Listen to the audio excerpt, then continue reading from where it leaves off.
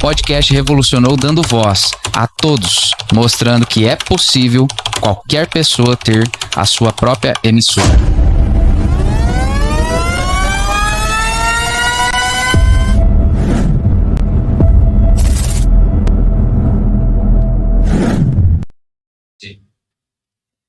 E aí, Josimar tá na área, sejam todos bem-vindos. Quase que eu falei Café com Devocional, que é o programa da manhã. Você está no Estúdio Dux, é um prazer estar aqui contigo. Seja bem-vindo, já quero pedir para você curtir, compartilhar essa live. É um prazer estar aqui, é preciso que você faça isso para que essa live possa chegar a mais pessoas. Deixa eu te fazer uma pergunta, você conhece uma pessoa idosa? Você é uma pessoa idosa? Você mora com uma pessoa idosa? Então você está no lugar certo. Hoje nós vamos falar justamente sobre a pessoa idosa. Falei certo, doutora Bianca? É isso mesmo? Super certo, isso mesmo. Já se apresenta aí, Bianca. A doutora Bianca hoje está conosco aqui no Estúdio Dux para contribuir com o seu ensinamento, com a sua expertise. Vamos falar um pouco sobre o cuidador, vamos falar um pouco da pessoa idosa, mas também da pessoa que cuida do idoso, né? Nós estávamos aqui falando em off, que há uma romantização, por assim dizer, do cuidador, né? Como se não tivesse também as suas guerras, os seus desafios também com o trabalho ali com a pessoa idosa. Então, mas antes da gente entrar e destrinchar nesses detalhes, eu gostaria que você se apresentasse para quem, porventura, ainda não te conhece. Vamos lá.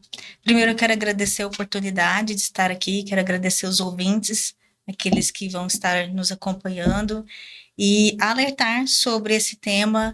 Foi muito rico para mim, é uma área que eu atuo há bastante tempo, então agradeço o convite de vocês, agradeço a oportunidade de estar também no BETSEAN, vamos falar sobre isso, e é um assunto que está em alta, afinal de contas a população está envelhecendo e nós precisamos cuidar o quanto antes da nossa velhice. Então, eu sou Bianca Flávia Sanches, psicóloga, especialista de casal e família na abordagem sistêmica. É costume falar sobre a pessoa em volta do seu contexto. Então, não é só o idoso que o profissional psicólogo, dentro da perspectiva familiar sistêmica, atua. Ele atua, sim, também com a família, também com a equipe. Nós estamos ali nesse embrião nascendo, a instituição BETSEAN. Então, a equipe é importante. Vamos estar juntos em equipe pensando sobre isso futuramente. E cuidar de quem cuida é fundamental para que o idoso esteja saudável e para que ele também fique saudável. Cuidar de quem cuida. Gostei dessa frase. Estamos aqui, não é reprise. Sou eu novamente. Simone, falando em internautas, em pessoa idosa, ela tá aqui. Porque Eu precisava estar aqui hoje, né? Como que eu não ia estar com a pessoa que nos ensinou, né? Que mudou a legislação. E agora nós falamos pessoa idosa, né? É um prazer estar aqui novamente, né? Obrigada novamente pelo convite. E espero que hoje também seja uma tarde muito produtiva. Com certeza será. Obrigado, Simone, obrigado também, Bianca, pela disponibilidade de tempo de vocês duas estarem aqui no Estúdio Dux, tratando desse tema, que é um tema tão importante, tão sensível, mas tão desprezado, talvez por falta de conhecimento, de se aprofundar. E eu espero, com esse episódio, trazer um pouco de conhecimento e clareza, e ao final, quem sabe, trazer um pouco mais de consciência às pessoas que estão ali nos ouvindo. Mas toda vez que eu recebo um convidado novo aqui, eu preciso saber de onde surgiu. Eu gosto de ir na raiz do problema, já que nós estamos falando de psicologia, de mente humana, nós temos que ir atrás da raiz do problema. Por que a doutora Bianca resolveu escolher ser psicóloga? Conte para nós. Da onde saiu isso? A minha formação tem a ver com a minha história de vida. Eu precisei ser cuidada antes, não imaginava que um dia seria psicóloga, fiz terapia, e então foi uma ponte de direcionamento para que eu consiga estar hoje cuidando de vocês. E para falar sobre família, é importante, na minha história de vida, a família. porque eu vejo que a família ela é a base do ser humano. Então, o ser humano ele não vive sozinho, ele vive em grupos. E a família ela é essencial para que a pessoa ela seja formada, seja na sua personalidade, na sua identidade, nos seus aspectos cognitivos, psicológicos, sociais, de relacionamento e profissional, tudo envolve a família. Então, a criança ela vai aprender com os pais, o profissional vai aprender com o professor, e o idoso, ele já aprendeu, mas ele tem muita sabedoria para nos dar. Então, quero começar falando o desafio de dizer um termo bem recente da psicologia, que é o idadismo. Com relação, o idadismo é um conceito em que a nossa cultura coloca o idoso ou a pessoa idosa no sentido negativo. Então, tem muito preconceito, a cultura valoriza a juventude, a beleza. Nós precisamos quebrar e combater o idadismo, até mesmo porque nós estamos aí na década do envelhecimento. A Organização Mundial da Saúde decretou que de 2021 a 2030 nós estamos nessa década. Então, a gente precisa cuidar, falar sobre isso e envelhecer de forma saudável. Isso é fundamental porque o Brasil ele está mais idoso. A nossa população cada vez mais aumentando, e quando chegamos a essa fase do desenvolvimento, 60 anos ou mais, que é a classificação da OMS para a pessoa idosa, a gente percebe que a expectativa de vida aumentou. E, consequentemente, tem mais idosos de 70, 80, 90 anos e bem. Eu costumo brincar alguns memes que eu vi, os idosos na academia, isso é fantástico. Não tem mais aquela ideia de que o idoso fica quieto no seu canto fazendo tricô. Jogando bingo. Ou jogando bingo. Então, as idosas e os idosos estão na nossa convivência. Isso é muito bom e importante falar sobre essas novas tendências, essas novas pesquisas e teorias que estão aqui para somar sobre o envelhecimento saudável. Perfeito. Um dado interessante que você falou, nós estamos envelhecendo. Isso é um ponto positivo, é sinal que alguma coisa, alguma medida foi tomada para que esse aumento do tempo de vida acontecesse, né? Talvez um cuidado com a saúde, enfim. Mas também há um dado importante que a gente precisa também falar. Há um aumento da expectativa de vida do brasileiro, porém, como que essa pessoa está envelhecendo? Eu falo do ponto de vista, já que hoje nós vamos falar de saúde mental, né, de saúde emocional, como que você tem visto isso na sua prática, na sua vivência, esse envelhecimento? A pessoa envelhece o corpo, mas a mente está precisando de ajuda. Você tem recebido, principalmente, eu creio que assim, depois do mundo pós-pandemia, eu tenho a sensação que parece que a coisa mudou de lá para cá. Queria que você falasse um pouco da tua prática, como que você tem percebido esse envelhecimento? É um envelhecimento, vamos dizer, saudável, ou é um envelhecimento não tem sido tão saudável? Do ponto de vista, assim, psíquico, fala? Psíquico. Do ponto de vista psíquico. O envelhecimento, ele não está sendo saudável. Dentro da teoria a gente fala disfuncional, porque o envelhecimento, ele é visto só quando chega lá. E nós precisamos pensar no preparo, antes, começa agora. Desde quando eu me alimento, desde quando eu acordo, desde quando eu tenho os meus pensamentos, e aí eu parto para os meus comportamentos. Então, se eu não valorizo hoje o idoso que está em casa comigo, eu não vou me valorizar também. Se eu não tenho essa visão positiva de que ser idoso é uma bênção, foi um momento que ele mais foi produtivo e agora, mesmo ele não sendo mais útil, ele precisa ser amado e eu posso dar esse amor não por obrigação, mas por gratidão, aí as coisas podem ser dificultosas. Nós precisamos pensar em nós mesmos quando a gente está cuidando da nossa saúde. E eu gosto de frisar, porque a OMS, ela fala muito conceito de que saúde não é só saúde física, e as pessoas confundem, acham que saúde é física. Existem a física, a mental e a social. Para outros estudiosos da psicogerontologia, por exemplo, a saúde é ligada há 3 pilares: a saúde física, a mental e a espiritual. Então, a cada vez mais a ciência está vendo a importância da espiritualidade na vida do ser humano. A física, o que se envolve na saúde? Partindo para o corpo, é como eu como, os alimentos que eu seleciono para comer, menos industrializados, é como eu estou dormindo, e com relação à atividade física, se eu faço ou não, se eu sou sedentário, tudo isso, saúde física. Depois, saúde mental, é como eu cuido do que eu penso, do que eu sinto, como estão os meus relacionamentos. As pessoas esquecem de olhar para os seus relacionamentos. Tem dificuldade de comunicar. Na minha prática, eu falo muito nos atendimentos sobre comunicação, porque a primeira dificuldade é ter conversas difíceis.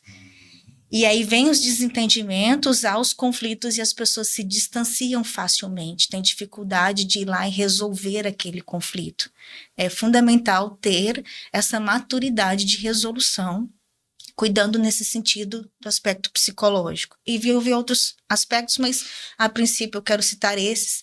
E com relação à saúde espiritual, é importante a gente entender que sim, a espiritualidade, não estou falando de religião, a espiritualidade é importante. A gente ter algo que transcenda Deus para que nos acolha, para que esteja ali cuidando da nossa alma. A gente tem o corpo e a alma. E as pessoas acham que psicólogo vai ignorar essa parte. Ultimamente não se ignora mais. E há um preconceito de se falar sobre isso, porque imagina, se eu tiro a cabeça, o corpo saiu, mas e a minha alma? Está ali conectado, a minha mente com o meu corpo e o meu cérebro, tudo conectado. Então não tem como a gente desmembrar. Integral dentro da abordagem sistêmica é isso, é você ver vários sistemas integrais funcionando. Assim é o nosso corpo, tem um sistema respiratório, tem um sistema de circulação, tem um sistema urinário, então tudo vai numa engrenagem funcionar para o seu bem-estar, e assim somos nós. Do ser humano, né? Semana passada estivemos aqui falando também de saúde, mas com perspectiva da saúde do idoso no âmbito físico, né, Simone? A gente falou sobre feridas, lesões, né? Lesões, mas há esse aspecto. E eu falo assim, eu convivo comigo há 36 anos e eu ainda não me conheço. Como é difícil a gente fazer essa viagem para dentro e entender que, às vezes, a saúde não é só a ausência de uma ferida, né? Ter saúde plena não é só a ausência de uma ferida. Vejo que há feridas na alma também, né? Há feridas na alma. Enquanto você estava falando sobre o pensamento, eu estava aqui refletindo. Tem um provérbio de Salomão que ele fala assim: como o homem imagina em sua alma, assim ele é. Então, os pensamentos, né? Aquilo que você se alimenta de pensamentos ou positivos ou negativos, aquilo vai fazendo parte do seu ser. Interessante que eu já ouvi algumas pessoas falando da lei da atração e eu acredito que funciona mesmo, né? Aquilo que se você almeja coisas boas, você espera coisas boas. Um dado até que eu me lembro aqui, Simone, que a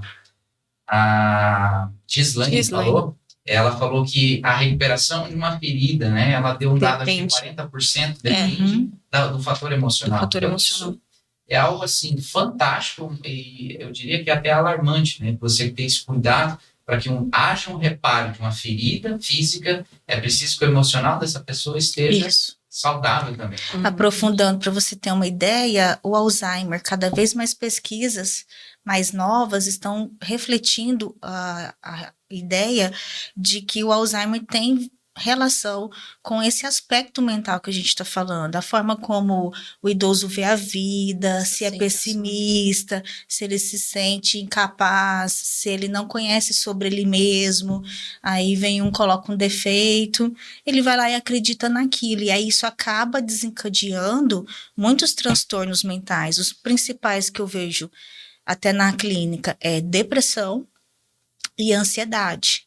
Como eu também sou, na prática, eu digo especialista do comportamento suicida porque eu não tenho ainda especialidade. Quero fazer a pós-graduação, saiu esse ano, recente. Então, vou me programar é importante a entender que o comportamento suicídio é bem complexo, são vários fatores. E eu estudando para nossa capacitação, quero convidar vocês, fica até o final, vamos falar da capacitação na IUP, do BEDCEAM. Eu descobri que no Brasil, a OMS revelou que nós estamos em primeiro lugar no ranking, com suicídio de pessoas idosas com mais de 70 anos ou mais. Então, para você estar em primeiro lugar em nível mundial, o que está acontecendo? A nossa saúde não está bem. Enquanto a gente pensar que saúde é só física, as coisas não vão bem. Saúde é corpo, mente, espírito, corpo, mente, social, relações. E o que eu penso determina muito o que eu vou fazer e como eu vou estar interagindo com as pessoas. É fundamental frisar e repetir sobre isso. E a OMS tem falado um outro dado que de 1 a cada 6 pessoas vão se tornar pessoas idosas daqui 5 anos. É isso Agora, que eu vi pensa também. em 2030, nós estamos em 2025, temos só 5 anos. E para mim foi um convite muito propício e fiquei feliz com a iniciativa do BEDCEAM para a gente já estar colocando em prática a importância desse cuidado, não só no mundo das ideias, mas na prática, cuidar do familiar, cuidar de quem está próximo ali, cuidar do idoso, porque eles são importantes, não é porque eles não são mais produtivos que eles deixaram de ser importantes. Eu sempre gostei na minha vida de idosos, então assim, eu posso até me emocionar falar da minha avó, porque ela foi uma pessoa muito importante. Ela tinha uma sabedoria que poucas pessoas têm. E as pessoas esquecem o quanto eles são importantes quando eles compartilham a história deles. Quando eles contam pra gente dos erros que eles tiveram e aquilo ali pode nos ajudar a não cometer os mesmos erros. É essa sabedoria popular que se perdeu. O idoso não é descartável. O idoso, ele tem valor. E as histórias deles são importantes. Eu gosto de ouvir histórias. Então, eles estão precisando de ouvidos. Por isso que a capacitação me chamou muita atenção nessa escuta, mas não é escutar de qualquer jeito. Você falou sobre o crescimento da população idosa no Brasil e no mundo, né? Que já era um dos nossos temas dentro, né, desse podcast. E eu acredito que a gente também vai falar, você acabou já resumindo também um pouco da importância desses cuidadores familiares e profissionais, a responsabilidade legal, ética, afetiva do cuidado, né, eu acho bacana a gente falar disso também, porque tem a ver com o BEDCEAM, né, de quem que é a responsabilidade de cuidar dessa pessoa idosa. Então, acho que a gente pode ir informando vocês para entenderem melhor, né, e a diferença entre cuidar por escolha e por necessidade ou obrigação. Então, acredito que a gente vai conseguir falar um pouquinho de cada, assim, tema baseado na sua experiência, nos nossos relatos pessoais, porque igual você falou no início, né, todo mundo tem, ou é uma pessoa idosa, ou conhece alguém, né? Ou será, se né? Se tudo correr bem, será. Será idoso, então, uma pessoa idosa. Eu acredito que a gente vai ter bastante coisa para falar aqui hoje. Tem eu gostaria só de compartilhar um negócio com vocês, porque assim, a experiência de vida nos proporciona algumas peculiaridades, né? Eu recebi na clínica uma pessoa idosa que ela perdeu todos os dentes, né? E aí ela tinha um sonho de reabilitar, de colocar os dentes dela. E uma das coisas que ela me pediu, a gente vai fazer uma dentadura para essa pessoa. E ela tinha um vãozinho nos dentes, que a gente chama de diastema, né? E ela falou assim, olha, quando eu era mais nova, meus dentes eram assim, era tudo separadinho, estilo Ronaldinho, né? Aquele vão nos dentes. Aí eu dei uma olhada e falei, cara, eu acho que não vai ficar legal, né? Porque a gente procura fazer os dentes unidos, não separados. Mas como era algo desejo dela fazer dessa forma, a gente fez, no dia da prova, a gente faz uma prova antes de entregar para o paciente para que ele veja como será e fala assim, é isso mesmo que você quer? E aí essa pessoa idosa colocou a prótese ali, os dentes separados, ela deu um sorriso, eu olhei, tá bonito não, tá bonito não. E ela amou. ela olhou e falou assim, nossa, isso aqui tá a coisa mais linda, você fez igualzinho com os meus dentes naturais.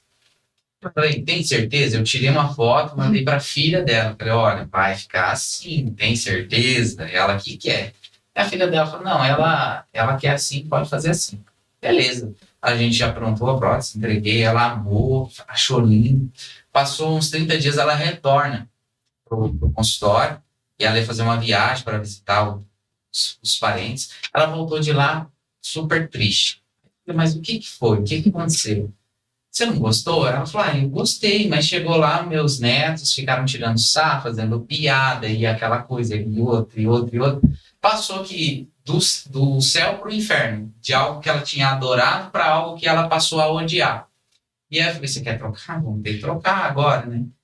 Enfim, foi uma experiência assim de como que, às vezes, o idoso ele é muito influenciado também. A gente acha que o jovem, a criança, são seres influenciados, mas eu tenho esse no meu no meu repertório de clínica, algo também sim que o idoso ficou feliz, mas por um comentário de alguém ele mudou completamente. Mas sabe como que eu vejo isso? Não necessariamente somente com a pessoa idosa, e você vai poder, né, falar melhor sobre isso.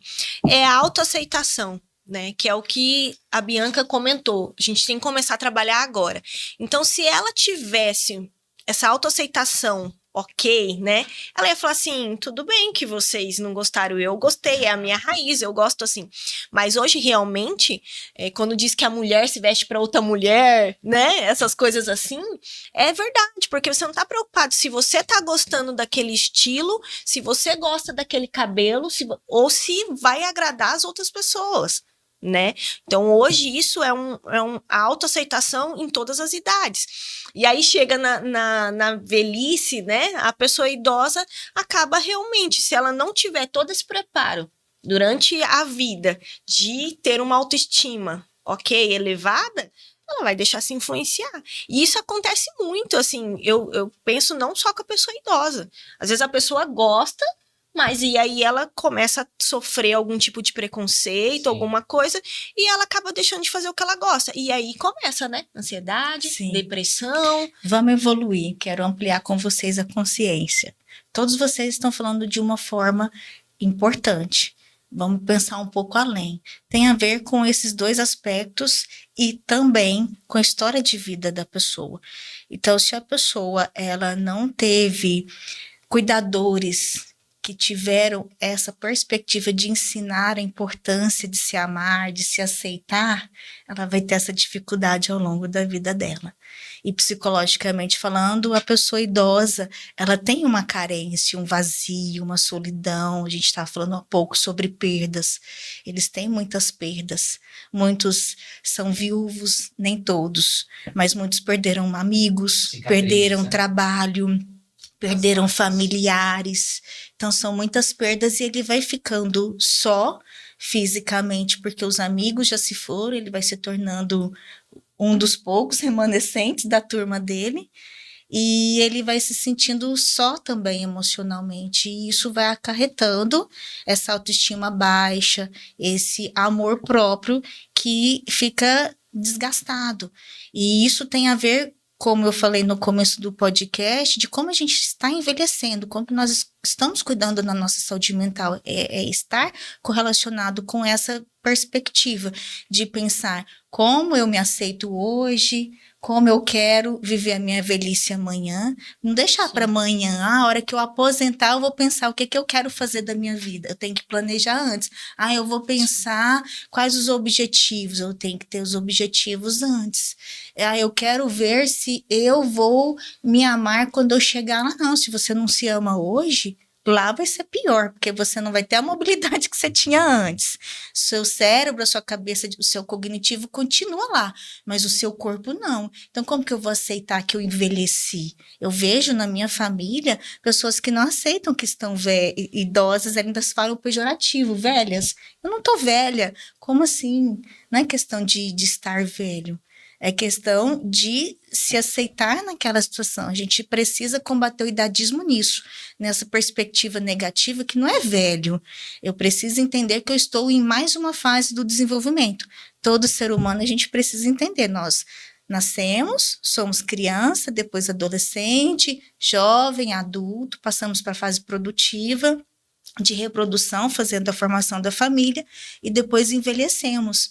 Ou seja, a velhice é uma das fases. E por que não envelhecer de forma saudável, de forma positiva, de forma que eu me aceite ali com todas as minhas potencialidades e fragilidades e seja eu comigo mesmo e feliz? Porque o que falta é felicidade nas pessoas.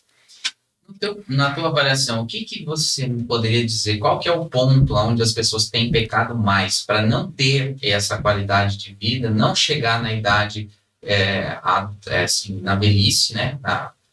Chegar na terceira idade com uma saúde satisfatória? Aonde que tem sido esse ponto principal de falha? Um deles eu acredito que você já falou, que seria talvez a falta de planejamento, né? De pensar, um dia eu vou envelhecer. Talvez isso seria um ponto, mas eu gostaria que se você pudesse citar mais alguns tópicos, alguns pontos onde as pessoas têm falhado nisso. Eu gosto de pensar não como uma falha, mas vários fatores que vai contribuindo para que a saúde não esteja bem emocionalmente. Então, são fatores desde a pessoa, de personalidade, como ela se vê, como ela enxerga o mundo. Tem questão genética, de doenças que algumas famílias têm predisposição genética para algumas doenças mais do que outras. Tem a cultura, que isso conta bastante. O meu choque de realidade, eu gosto de comentar. Foi terrível quando eu cheguei. Para quem não me conhece, eu vim de Goiânia, Goiás. Então, eu sou goianinho, sotaque diferente. Então, no começo, mangavam de mim. Eu gosto de falar esses termos, porque é de goiano, né? Ficar tirando sarro é mangada, gente. E tiravam sarro no começo. Tinha questão da autoestima. Falavam, mas você quer saber? Eu gosto de ser assim, você sim. E eu gosto de abraço, então onde eu vou, eu abraço as pessoas, e um dia a pessoa comentou, mas você tá querendo ser política? Por que você tá me abraçando? E nós temos o oposto, né? E eu não entendia isso depois que eu fui compreender, né? Mas esse é cultural do goiano. O goiano é hospitaleiro, gosta do abraço, da conversa, da prosa, coralina. E isso é muito bom. Chega aqui, as pessoas são meio si mesmadas, meio quietas. Você chega para conversar. Prazer, assim. Josimar. Com vocês já senti em casa, já vi que é diferente. Eu falei, opa, ufa, porque aqui a gente pode ser quem a gente é, na minha perspectiva cultural. E isso influencia muito, você não poder ser quem você é, você se encaixar em padrões, isso adoece e muito. Eu vejo nos atendimentos, na prática, as pessoas ficam, como eu posso dizer, magoadas, tristes, e que se calam, não se fala de sentimentos. E não pode falar porque homem Acha não que fala. vai gerar mais problemas, né? E a solução é justamente no conversar, o contrário, né? Ou porque tem um preconceito, homem não fala, homem não chora, homem não pode falar isso, homem não pode fazer aquilo, mulher não pode assado. São padrões que a nossa cultura cria e que isso vai nos engessando e nos deixando de ter a nossa luz própria e fazendo com que vá adoecendo aos poucos. A pessoa vai ficando amarga. Vai se encaixando, mas ela vai ficando amarga, porque ela não vai ser quem ela é. A identidade dela fica guardada, reservada, e aí ela vai criando outras facetas, outras identidades para se encaixar, para não ter o preconceito, para não ouvir, para se tornar amado, às vezes, para se tornar quisto. E existem na humanidade várias feridas que todo mundo vai passar. Não adianta você ser bonzinho, ser bonito, ser feio, todo mundo vai passar por isso, que é a ferida do abandono, a ferida da rejeição, a ferida da traição, da injustiça. E aí o idoso, a pessoa idosa, ela está na fase de sentir muito esse abandono, ela perdeu muitas coisas. E então, como não sentir o abandono? Somos humanos. Como que nós vamos fazer isso? Estar junto com eles, conviver, fazer com que ele perceba que ele é relevante. E trabalhar essa questão também da gente ser quem a gente é. Não ter que se encaixar em padrões. Ah, eu não posso falar do Josimar, que eu magoei com ele, porque ele falou tal coisa para mim e ele vai ficar chateado. Posso e devo, preciso. Ah, a Simone, ela falou uma coisa lá, nem me cumprimentou. Eu já vi coisas assim no consultório da pessoa ficar depressiva porque o melhor amigo passou por ela e não cumprimentou. Eu falo, puxa, mas por que você não perguntou? E não estava sem óculos, né? Não enxergou. Eu já tenho esse problema, principalmente à noite. Eu tenho um problema de astigmatismo, então se eu passar por você que está me assistindo à noite e não te cumprimentar, não é porque eu não gosto de você. Pra mim não precisa nem ser à noite, pode ser durante o dia, se eu passar. E eu depois dos 40, que eu tenho que usar um óculos que é multifocal, quantas vezes a pessoa passa por mim, eu nem vejo, aí a pessoa fala assim, nossa, mas ela é metida. Não, eu aviso, eu falo, olha, se eu passei e não te cumprimentei, eu tô correndo atrás de alguma criança, eu não enxerguei, não fica magoado não, chega e fala. A minha esposa para tudo, ela tem o bordão dela. Eu sou mãe. Qualquer dificuldade. Isso aí já responde metade das perguntas, já justifica. Mas. Opa! Ela quer entrevistar você que ela Vocês não me perguntaram uma coisa que eu acho importante: o que é família? Calma, nós vamos lá, porque vamos assim, ó. Vamos fazer o seguinte: vamos girar essa mesa. Nós estamos ali falando da pessoa idosa. Nós falamos alguns minutos sobre pessoa idosa, mas vamos rodar um pouco para que a gente possa falar, então, dos cuidadores, né? E isso que eu ia falar. Que você comentou, Bianca, da família. Porque eu comecei o podcast, acabou que a gente foi para o lado, mas está tudo bem.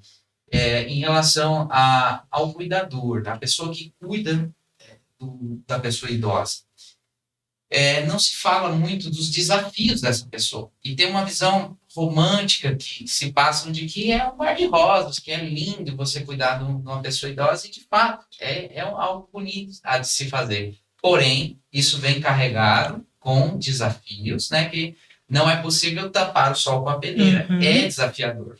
Nós tivemos um problema familiar, onde nós tivemos que cuidar de uma pessoa idosa, e não foi fácil. Não foi fácil porque, geralmente, a pessoa idosa não é só o problema de comorbidades ali, de locomoção, mas essa pessoa já vem com uma série de problemas de saúde juntos. Então, é desafiador. Então, eu queria, já emendando, então, já que você falasse sobre a família, né, e emendasse nesses desafios também da pessoa que cuidar de quem cuida também é importante. Quero entrar no assunto falando juridicamente. Juridicamente, no Código Civil, é dever dos filhos cuidar dos seus pais na velhice.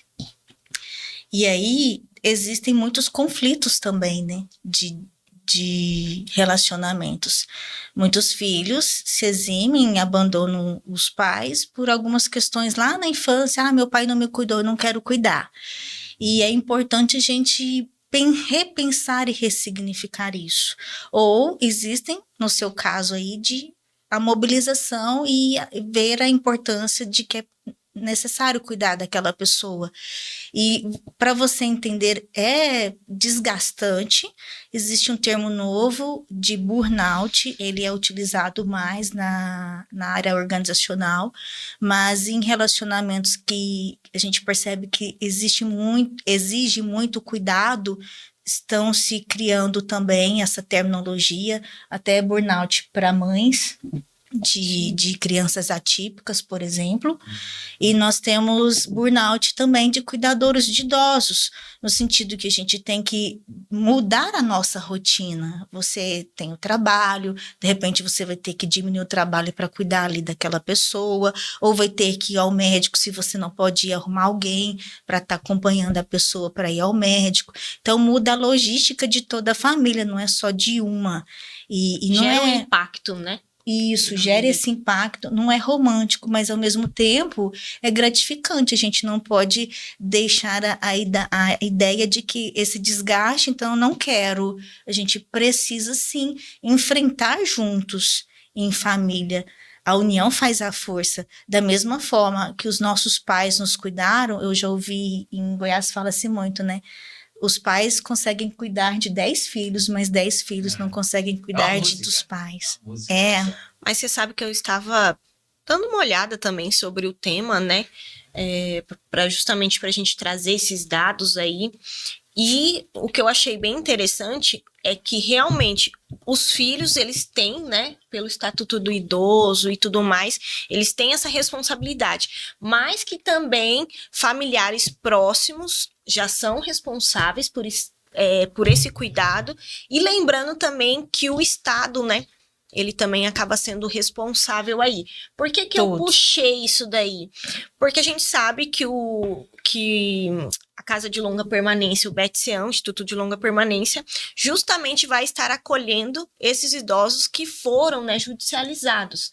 Então, a gente trazendo essa parte legal para as pessoas entenderem, esse abandono aí que teve familiar, como o Estado e a Justiça também têm responsabilidade com essa pessoa idosa, eles têm o dever de amparar esse idoso. Então, eles acabam fornecendo todo o suporte, né, para a pessoa idosa. Mas tem aquele detalhe que eu acredito muito nesse projeto, que vai ser daquele de cuidar lá da família e tudo mais. Não sei se eu comentei com você, mas o projeto do BETSEAN em estar prevenindo que tem esse abandono, que aí é justamente cuidar de quem cuida, né? Então, se essa família está com alguma dificuldade técnica de realizar um curativo, um banho, cuidar das comorbidades desse paciente, né? Agora falando como enfermeira, ele vai ter um suporte, né? Não necessariamente de um home care, porque alguns têm o privilégio de ter o home care, né? Seja particular, seja por convênio, mas muitos não têm. Então, vai ser nesse sentido de prevenção, né? De dar esse suporte emocional também, né, para a família, e prevenir que esse idoso chegue à situação do abandono e que precise, né, ir para uma instituição de longa permanência. Mas que, claro, que esses que vão estar no BETSEAN vão ser muito bem acolhidos e, quem sabe, até retornar, né, dependendo da história, para a família de origem. Que seria o ideal, né? A ideia do BETSEAN, conversando até com a Tânia, que toda a idealização dela e do pastor Adir, né? É nesse sentido de cuidar da família, entendendo que, juridicamente, quais são as responsabilidades de cuidar da pessoa idosa? Primeiro, a família. Segundo, a sociedade. Terceiro, o Estado. O que as pessoas estão fazendo? Invertendo a ordem. Isso. Essa inversão de papéis aí, que sistemicamente na abordagem eu gosto de frisar que está disfuncional. Então, primeiro a família. Família, hoje mudou-se o conceito. Eu até achei interessante, vou ler aqui 2 nomes do Código de Família, especialistas de direito, a Maria Berenice e o Rodrigo Cunha Pereira, reconhece que a família é todo núcleo formado por afeto, cuidado, solidariedade, mesmo sem laços sanguíneos. Ou seja, família não é só pai, mãe, filhos ou quem mora comigo. Pode ser um amigo, pode ser uma pessoa né? mais próximas, sem vínculo de sangue. Isso é família. Vínculo afetivo. Na abordagem sistêmica é a mesma coisa. Na psicologia a gente entende que família é laços sanguíneos e afetivos. Então, muitas vezes, por exemplo, eu sou filha única, eu tenho irmãos que eu considero como irmãos, não são irmãos de sangue. E eu brinco e falo, você é minha irmã. E isso pode acontecer. Filhos que não são filhos do idoso estão ali cuidando. Exato. Irmãos que não são irmãos, mas estão ali cuidando, como se fosse um irmão de sangue. Essa importância de mudar o idadismo e dizer, não, a responsabilidade é só do filho, ou ficar aquele pé de guerra. Tem 3, 4 filhos, só um que acha que tem a obrigação de cuidar, os outros se exime da função. A responsabilidade é de todos, responsabilidade é da sociedade, também da igreja, quem sabe, da convivência daquela pessoa idosa ali, e se unir para cuidar. Não tem esse recurso, aí sim passa para a IUP, que é a instituição de longa permanência para a pessoa idosa, na qual o Betsan a gente está falando. E o Betsan ele vai fazer uma triagem muito específica, não é qualquer idoso que vai estar lá. Quero deixar essa mensagem, não vai ser depósito do idoso. É para que... Importante frisar isso. Isso, é para que o idoso continue na sua autonomia, tendo os cuidados com a família e fortalecimento dos vínculos familiares. Então, se ele precisou, como a Simoninha falou, de cuidados temporários ali no Betsan, vai ter os cuidados, mas a família não vai deixar de lado o idoso, nunca mais aparecer. Infelizmente, é o que mais acontece. Depois você liga para a família some. Não vai acontecer isso. A família vai estar junto conosco e se ele tiver condições de voltar para casa, ele vai voltar para casa. Então, qual que é a ideia dos cuidados de saúde mental do BEDCEAN? Cuidar na atenção primária, secundária e terciária. Primária, prevenção, como você está falando. Prevenção é eu ir lá, visitar, ver como está a família, acompanhar.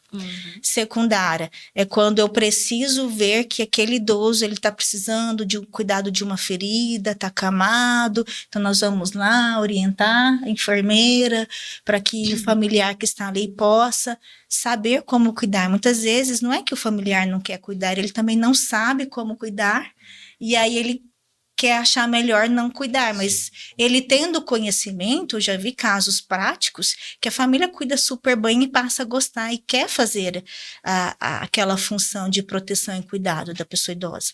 E a terceira atenção que a gente cuida é a terciária, aí sim a questão quando chega a necessidade de ser institucionalizada, que a pessoa idosa vai estar ali com a gente, mas a família vai estar junto. Você sabe um gancho aqui de um dos temas que eu estava lendo e que a gente sempre puxa, né, para Casa Betsan, que aqui diz, né, fatores como distância geográfica entre familiares, né, limitações financeiras, questões de saúde podem complicar a implementação desse cuidado eficaz, desse modelo de cuidado.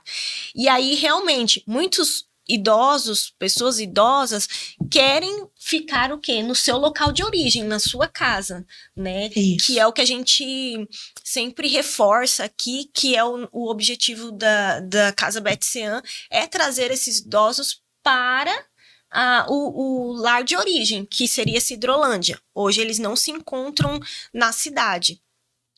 E aí, o que acontece? Então, essa distância, às vezes, dos familiares, né? Para poder... As visitas, o apoio, às vezes sobrecarrega sobre um único filho ou um familiar que esteja mais próximo. Então, acontece muito isso. A gente sabe que a parte financeira, né? Uma pessoa idosa com várias comorbidades e necessidades tem um gasto elevado, né? Mesmo que esteja em alguma casa de repouso, instituição de longa permanência, asilo, ela precisa, né, de ter esse financiamento, então tem isso também. E aí o que eu achei também bacana que fala aqui, ó, a necessidade de políticas públicas robustas para apoiar tanto os idosos quanto as suas famílias. Então, voltamos lá no projeto, né? Eu acredito que a gente vai ter o apoio, né, do Estado, das políticas públicas, porque esse é o caminho. É aí que eu quero entrar, por exemplo, também estava pesquisando sobre as IUPs. A maioria das IUPs que tem no Brasil são particulares. É caro. Sim. Então, quem vai para a IUP é familiar que tem condição financeira.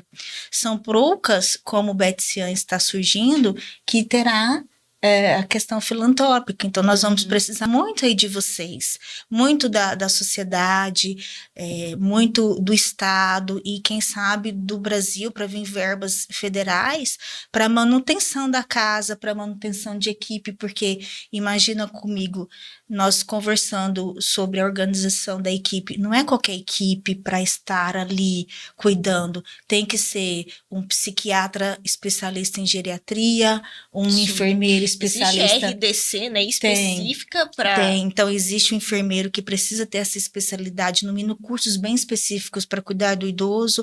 Eu já estou me capacitando, porque não é qualquer psicólogo, é o psicólogo especialista, que é o psicogerontólogo.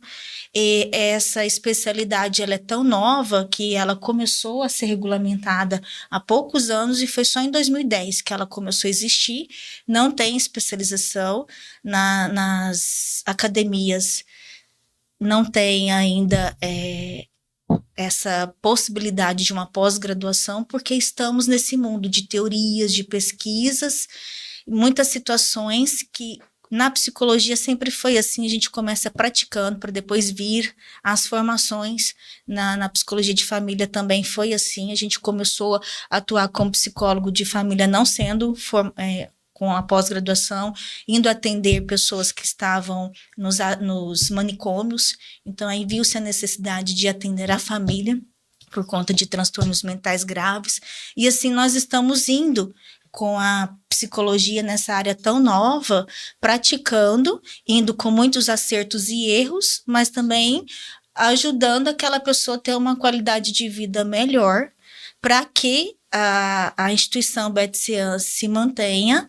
Vai ser necessário, muitas mãos serão bem-vindas. Se você não tiver situação financeira, você pode ajudar com um ouvido, você pode ajudar com uma tarde ali. Nós vamos planejar várias atividades terapêuticas, várias ações, horta, contar histórias, vem muitas novidades aí que você pode de alguma forma contribuir e a gente fazer a diferença, porque a partir do momento que eu estou lá, estava até falando isso com pessoas do BEDCEAN, existe um preconceito do idoso porque a gente não conhece convivendo. A partir do momento que eu estou lá e eu convivo com o idoso, eu me apaixono. Sim.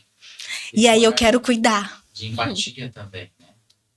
É importante isso, estar junto, sentir, porque o sentir faz toda a diferença, ir lá cuidar. E nós vamos somar esforços. Você citou alguns diferenciais que, inclusive, está no Estatuto do Idoso, que está nos nossos documentos, no nosso estatuto, né, da Casa Betsy, que são as terapias que vão ter, são isso. As hortas, né? Na verdade, vai ter, acho que mais de 10 projetos já tem escritos sobre isso. E lembrando, como você disse, existe uma norma regulamentadora para abrir um espaço desse. Tem que seguir totalmente o Estatuto do Idoso, né? E, além de tudo isso, o diferencial de cuidar com amor, né? Infelizmente, a maioria dos lugares que a dona Tânia, presidente, visitou, faltou isso, ela falou. Tinha toda uma estrutura física, uma equipe cuidando, mas faltava esse acolhimento, esse amor, essa vida, né? Até mesmo as cores das paredes eram tristes, né? E daí a gente já fala de colorimetria, já envolve outros assuntos.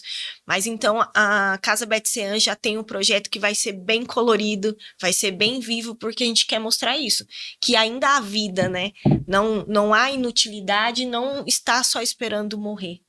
Essa vida isso que vai me ter. encantou no projeto Betsy, e agradeço o convite, estou junto lá com vocês, porque não é esperar morrer.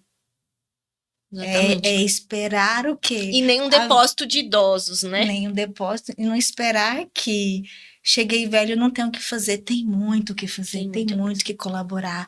Eu já vi pessoas começarem a ser atletas depois que estão nos 60, começarem a ter novas profissões. Então isso é um encanto para mim, e a gente partir para essa perspectiva de novos saberes, porque se a gente não utiliza o cérebro atrofia, e se o idoso fica isolado, quietinho no canto dele, ele vai ter demência mesmo, ele vai ter transtorno mental.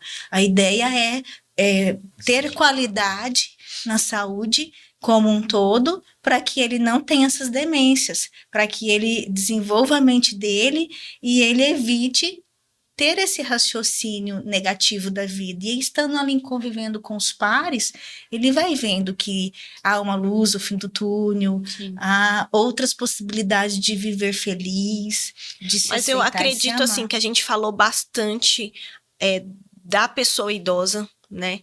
E agora acho que a gente poderia puxar o gancho de quem cuida né? Por que chegou ao ponto de estar nessa instituição de longa permanência? Às vezes a gente não olha os dois lados da moeda, né? Só, porque abandonou, você tem a obrigação ética, legal de cuidar do seu pai, sua mãe, mas e o que levou, né, isso? Você pode falar pra gente quais são os sinais que as pessoas, os cuidadores apresentam, que não estão mais aguentando, que tá pesado mesmo a carga de cuidar de uma pessoa assim, sobrecarregado? Por que levou esse abandono? Será que existe, eu desconheço, eu não sei se existe uma entrevista com essa família antes, né, de quais são as dificuldades que ela está apresentando. Então, se você pudesse falar um pouco aí dessa parte do cuidador. Eu vi alguns estudos recentes na área, tem poucas pesquisas, então a gente precisa muito de pesquisadores. E nesse estudo, o artigo trouxe de 2025 dentro da área social, e eles revelaram que é uma série de fatores, desde sinais da família de irritabilidade, de não querer cuidar porque muda a rotina e eu não quero deixar de trabalhar e aí eu sou obrigada a deixar de trabalhar, se torna uma obrigação. Então, quando se torna obrigação, porque não tem opção, eu tenho que cuidar, quem vai cuidar, aí se torna um peso, e isso é um dos fatores.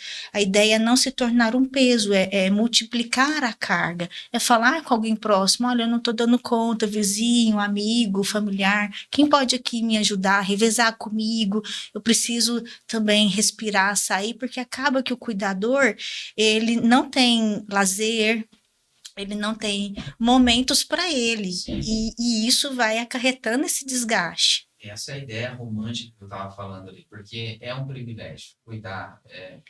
Abençoado é aquele que consegue cuidar dos pais quando os pais envelhecem, mas nós não podemos ignorar que realmente você tem que se abdicar de algumas coisas e às vezes a pessoa é sozinha. Vou citar um exemplo de um paciente nosso aqui. É interessante que a Simone falou da entrevista. Você saber, porque não dá para falar, não quer cuidar do pai. Por que não quer cuidar? Às vezes, o buraco é mais embaixo. É preciso se avaliar caso a caso. Tem uma situação de um senhor que ele passava por atendimento aqui conosco, ele é uma pessoa idosa com muita dificuldade de se locomover, assim mesmo, bem, com várias comorbidades. E eu vim descobrir que ele morava com os pais. Eu já fiquei chocado de saber que ele tinha pai vivo. Porque, olhando ele, eu falei assim, se ele está assim, imagina os pais dele como estão. E ele morava com os pais. Então, era mais os pais cuidavam dele do que ele cuidava do pai. Do que ele propriamente cuidava dos pais. Aí, você olhando aquele cenário ali, aquela família, é uma família bem complicada, porque só tem ele de filho, ele já é idoso, com muitas comorbidades, os pais já idosos também com um monte de comorbidade. Então, é uma situação E tem muito complicada. isso, né? Até mesmo de casais idosos, Sim. que um cuida do outro. Então, assim, o que tá melhor cuida do outro.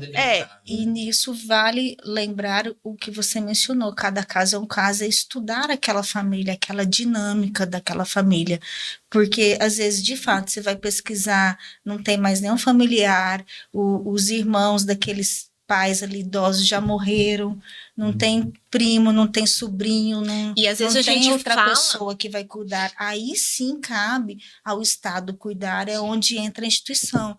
Não é simplesmente, porque eu não tenho condição e tem lá família, tem pai, tem irmão, tem sobrinho, ninguém quer cuidar, fala que eu vou levar para a instituição. Não, a família precisa também antenar. E também, Bianca, do preconceito, porque às vezes o próprio idoso, ele está vivendo uma situação super caótica ali, vivendo em condições subhumanas ali, mas ele não quer sair do ambiente familiar, porque eu entendo, porque ali é um ambiente, querendo ou não, é a praia dele, é onde ele se sente confortável, mas a gente vê que às vezes ele precisa desse cuidado. Vamos lá então, para mim não esquecer.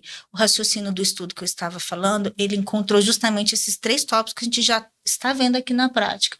Primeiro, tem a ver com a mudança de rotina da família que se torna um peso, e na verdade não é o peso, é a gente se reorganizar e administrar isso com todo mundo. Segundo, é com relação ao idoso que tem dificuldade de aceitar e pedir ajuda. muitas vezes ele não quer sair do lugar, não tem condição. Aqui nós temos muito assentamento. Eu vejo muito essa realidade. Eu fui coordenadora do CREAS, o idoso não tinha condição de ficar ali, não tinha mais. Os filhos estão na cidade e ele não quer sair dali. Então, é esse serviço social que se busca de convencimento dele perceber que é importante ele não estar ali sozinho, até mesmo porque corre risco de morte, acidente, qualquer outra situação que depois não tem como socorrer. E o outro aspecto que é importante é a personalidade da pessoa idosa, isso conta bastante. Se é uma pessoa flexível, que aceita ser ajudada. Fácil manejar ali, né? É mais fácil, é mais tranquilo. Então, como que eu faço com os caóticos? É trabalhar a parte da psicologia, idoso, família junto. Como que a gente vai alinhar ali os dois juntos? Porque o que eles ficam é um pé de guerra. Um contra o outro, numa disputa, eu tô certo, eu tô errado, meu pai tem que vir aí para cá porque eu não aceito ele ir para lá, ele tem que... Não, vamos ouvir todo mundo, vamos entender cada necessidade de cada um e vamos ver o que dá para resolver da melhor forma possível para todos. Porque enquanto eu estiver pensando só em mim, não vai resolver a questão. Aí que entra o cuidado da família, da parte do psicólogo, cuidando da família. Entender todas as nuances, e entender todos os pontos de vista e ver o que cada um pode fazer, porque ambos têm que ceder um pouco. E aí é difícil, as pessoas não querem ceder, mas vai ser importante, necessário e saudável até fazer esse consenso para que seja bom para todos, não só para um. Exatamente. Eu ouvi uma história bem relacionada a isso, que tem vários filhos, a pessoa idosa cuidou dos netos e hoje ela está numa instituição de longa permanência, sofrendo porque gostaria de estar na casa dela. E a gente sabe que piora, né, também o estado mental do paciente quando tira ele, né, contrariado desse ninho, né, como você disse ali, da praia dele. E aí as pessoas pensam assim, somente esse filho que é mais próximo vai ter que cuidar. E aí ele tá totalmente sobrecarregado, isso, né, na família. Então ele tá totalmente sobrecarregado, com sinais clássicos, que foi o que eu te falei, de depressão, ansiedade, problemas físicos também relacionados a essa preocupação com a mãe. Além do gasto, a parte financeira, o cuidar. Sendo que todos deveriam cuidar, não somente, eu cheguei até a ouvir assim, mas quem é filha mulher que tinha que cuidar, ou quem... Não, todos devem cuidar, preconceito, né? O idadismo de achar que porque a mulher que cuida. Não, a filha verdade, que vai ter todos. que cuidar. Então, é filho, é homem, também tem que cuidar. E aí a gente vai além, né, pelo que a gente viu na lei, que não são somente os filhos, né? Todos os familiares, toda. E ainda com o novo conceito que você trouxe, que qualquer pessoa que esteja ali próxima, que tenha um vínculo afetivo, pode se responsabilizar e pode ser considerado família, né? Então, as pessoas terem essa consideração de que realmente se dividir não pesa para ninguém. E não deveria ser um peso, né? Na verdade. Mas tem coisas que fogem. A gente fala, eu até fiz um paralelo aqui no off, né? Que é a mesma coisa da mãe, que se dedica integralmente a cuidar dos filhos, né? É maravilhoso você ter o privilégio de estar, porque a gente sabe que não é a realidade de muitas mulheres que precisam ir trabalhar fora e não conseguem estar a maior parte do tempo com seus filhos, mas existe também um peso por trás, né? Existe uma responsabilidade. Você acaba se tornando ali a única fonte, normalmente, porque é o que você está mais próxima, dos filhos, de organização. Então, existe o cansaço físico, o cansaço mental. E aí existe outra sobrecarga. Os pais estão se eximindo da função paterna e aí sobra para a mãe. Pai também é importante. Eu costumo dizer que a criança... falando de família, né? Falando de família, a criança, para ser formada, precisou do óvulo do óvulo da mãe e do pai, geneticamente. E psicologicamente também, precisa dos dois figuras, né? dessas figuras de autoridade, dessas figuras de afeto, para desenvolver o que nós falamos na psicologia de vínculo saudável e se formar um adulto saudável, que é o que a gente perguntou lá no início, como que eu vou ter um raciocínio, uma saúde mental? Vem lá da base. Agora, se eu não conseguir, tá perdido? Não, a partir de agora você pode resolver, você pode buscar ajuda com um profissional, um psicólogo, pode resolver as suas questões e pode se cuidar. A questão é dar o primeiro passo para se cuidar, se amar e dividir essas sobrecargas, falar, olha, marido, hoje é com você eu não dou conta, não, eu preciso respirar, tomar um banho mais demorado, preciso me olhar, porque às vezes a mulher não tem nem tempo para tomar banho, não é? Você que comenta bastante sobre desenho, filmes, né, como ela é especialista em família, né, até vi que você postou hoje, e o desenho Bluey, né, que é um indicado pelos profissionais, e eu assisto com meus filhos porque é muito legal, e tem uma cena bem engraçada que a mãe fala pro pai, eu preciso de 10 minutos, segura eles aí. E aí, o que acontece? Ela corre, entra no banheiro e fica lá. Ela precisa de 10 minutinhos em paz. E aí a filha, não, a Bluey, eu preciso ver minha mãe, por que você tá me proibindo e não sei o quê? E vai lá e bate na porta e daí fala, mãe, eu fiz alguma coisa de errado, você tá triste comigo?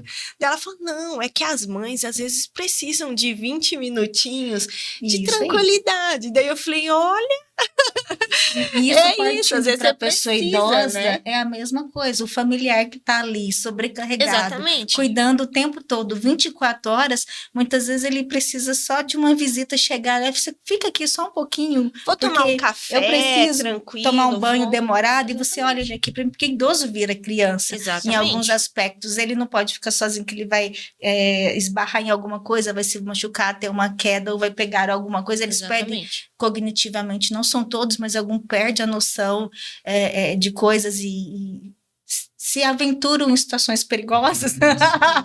Então, a gente precisa estar olhando o tempo todo igual uma criança. E muitas vezes o familiar vai precisar de alguém que faça isso. Por isso que a gente não está aqui para julgar, né? Essa empatia. Não está para julgar o abandono, mas sim tentar entender o motivo desse idoso ter sido abandonado, dessa pessoa estar numa instituição de longa permanência, e se é algo que pode ser feito. Porque também, você sendo da família, eu estava pensando numa questão.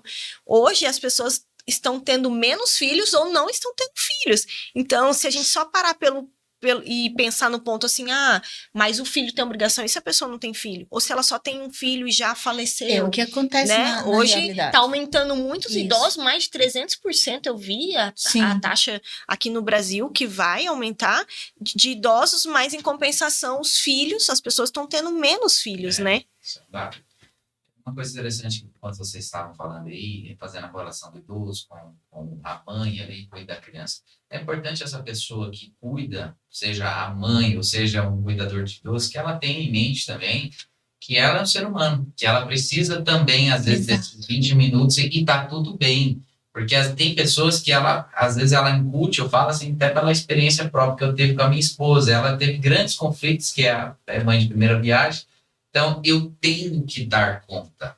Aí que eu desculpa te cortar, mas a romantização da parte da maternidade, da parte de ser cuidadoso de idoso. Eu não tenho que dar conta. Eu preciso falar o que eu estou sentindo e eu preciso dizer. Eu preciso de um banho demorado, eu preciso de tal coisa, eu preciso reabastecer as energias, porque ninguém é super-homem, ninguém é super-heroína, e a gente tem aquela ideia que eu tenho que dar conta, e uma hora esse tenho que dar conta adoece fisicamente e emocionalmente. Emocionalmente como fadiga, problema para dormir, insônia, irritabilidade, e estresse, a flor da pele, aí do estresse cai cabelo, unha. O estresse, o cortisol que é liberado no corpo tem várias consequências que a gente não para pensar e começa de pequenas coisas que eu embuto calada, que eu tenho que aguentar e não tenho que aguentar. A gente precisa ser humano e entender que nós precisamos de ajuda. Você falou um dado começo do nosso podcast, que é em relação à taxa de suicídio, o ranking brasileiro está lá assumindo a ponta, né? Sim. Em relação aos idosos, mas eu creio que deve ter alguma pesquisa em relação ao cuidador desse idoso também. A taxa de de depressão e desenvolvendo, às vezes, num suicídio ali que deve ser uma taxa elevada também. Eu estudei aqui, eu até copiei para mim não esquecer. O estudo da Associação Brasileira de Alzheimer, ele encontrou, esse estudo foi feito em São Paulo, essa informação de que 50% dos cuidadores de familiares têm sintomas de depressão, tem quase todos uma ideia de sofrimento e sobrecarga de cuidar de alguém com demência. Então, aqui voltado para Alzheimer, mas imagina isso de qualquer idoso, independente se ele tem Alzheimer, demência ou não. Se ele, mesmo que ele seja autônomo, tem independência dele, há sim esse nível de sofrimento e uma carga pesada. Por isso que tirar o estigma de que eu preciso dar conta de tudo é o primeiro passo. Eu ter a consciência de que eu vou precisar dessa ajuda e vou poder pedir a ajuda para alguém e dividir essas responsabilidades e também cuidar da minha saúde mental. Às vezes eu vou precisar de terapia, às vezes eu vou precisar me entender o porquê que eu estou assim. Nós estávamos falando antes do podcast aqui, o quanto é importante situações do passado, da infância que me desencadearam hoje, sentimentos e transtornos que eu tenho agora. Então, eu vou ter que curar dessa ferida, eu vou ter que lidar com ela. E a gente acha que guardando para debaixo do tapete, ninguém tá vendo, tá resolvido. É o contrário. Por isso que as pessoas... Eu comecei a estudar Cidrolândia, é triste o que eu vou falar, mas altíssimo nível de suicídio. Porque as pessoas não falam, é cultural, não podem falar sobre sentimentos. Só te interrompendo também rapidamente, não tinha alguma coisa, se eu não me engano, eu ouvi uma jornalista, uma estudante, falando que era proibido se falar, dar notícia e falar a palavra suicídio por conta até de aumento do número de suicídios. Tem alguma coisa assim dentro da psicologia? Parece que isso era vetado até, não sei se isso mudou, mas algum ano atrás parece que tinha uma recomendação, não se fale em taxa de suicídio, porque isso pode aumentar o suicídio. Tem alguma coisa a ver? Do ponto de vista psicológico, isso não afeta? Depende da reportagem, depende de como é dito, mas se você parar para pensar, observa em Instagram, Facebook, TikTok, coloque-se a palavra suicídio com a sigla, depois vocês colocam lá na legenda. Geralmente eu coloco o I, substituo por um, porque eu não posso colocar a palavra na íntegra, porque o algoritmo não vai entregar aquele conteúdo entendendo que vai favorecer ao comportamento. E isso pode acontecer, que é o que a gente fala na psicologia, efeito manada. Se eu começo a ver muito sobre esse assunto, aquilo vai me dando um gatilho para mim fazer o ato. Só que eu trabalho muito nessa consciência daqui de Cidrolândia para que os repórteres, a mídia, tenham o cuidado de ler. Tem tipificações, tem manual para os profissionais da mídia, como divulgar isso, de uma forma que seja, resumindo, menos detalhe possível, sem falar nome, como que a pessoa fez, tem os postos de saúde em que tem profissionais ali para ajudar, e nesses casos é psicólogo e psiquiatra junto, não é só psicólogo, então tem que ter uma equipe multidisciplinar, e no consultório eu estou ali à disposição, eu atendo sempre, e sempre em conjunto ali com o psiquiatra, atuando para que aquela pessoa, com o uso da medicação, ela consiga lidar ali com aquela dor, aquele sofrimento que ela está passando, para que quando ela tenha alta da medicação, ela não tenha mais aquele pensamento de ideação. Porque o que acontece? As pessoas acham, eu vou no médico, vai resolver. Para de usar o medicamento, volta a angústia, volta o desespero, volta a dor, a ferida. Porque às vezes também só trata medicamentoso, né? Isso, e aí não aprende a lidar com o emocional, não aprende a lidar com essas dores e fica naquela sensação que o remédio viciou. Não viciou, é porque eu não aprendi a lidar, eu não aprendi a resolver aquela questão dentro de mim. É uma ferida invisível que sangra. Mas você sabe que, assim, um depoimento pessoal, falando em relação ao que nós estávamos falando de mãe. Eu tive esse problema de ter esse conflito, porque eu trabalhei desde que eu me formei, 10 anos, né? Me formei lá em 2012, sempre trabalhei como enfermeira na área, fazendo plantões e vida sempre, né, corrida. E quando eu decidi, e eu tive a experiência de trabalhar, tendo meu primeiro filho, né? Então, tipo, com 6, 7 meses eu ainda segurei bastante para retornar ao trabalho, mas com 6, 7 meses ele já estava na escolinha, né? E continuei trabalhando. Quando eu tive a minha segunda filha, a Liz, eu falei, peraí, não é isso que eu quero. Eu quero ter momentos de qualidade, né? Quero ter a oportunidade numa reunião escolar, no Dia das Mães na escola, num evento, de acompanhar a tarefa. E quando você entende os princípios, qual é o papel do homem e qual é o papel da mulher, o porquê que antigamente, né, tinha menos separações, enfim, assim, quando você começa a estudar, né, tudo isso, você fala, eu quero viver uma outra coisa. E eu tive esse conflito, porque pensa, uma pessoa que trabalhou mais de 10 anos e aí parou. E eu fiquei à disposição. E até engraçado, que é muito ruim ouvir isso. Ah, você trabalha só em casa? Você não trabalha? Gente, eu que tive os dois lados, eu posso falar. Muito. Eu não sou remunerado, mas trabalho. Eu trabalho mais em casa do que quando eu fazia plantão 24 horas e dobrava. Eu fico mais cansada do que quando eu trabalhava 24 horas seguidas de madrugada. E eu vou te falar, é o melhor trabalho do mundo, porque nós estamos formando ser humanos. Não, isso que eu ia te falar. Pessoas. Que teve esse conflito, né, de existência, de, meu Deus, será que eu sou inútil? Será que eu não estou sendo útil? O que está acontecendo comigo? Eu tive esse conflito. Aí, sabe quando eu comecei a melhorar? Quando eu entendi a importância do meu papel, que é o que você está falando.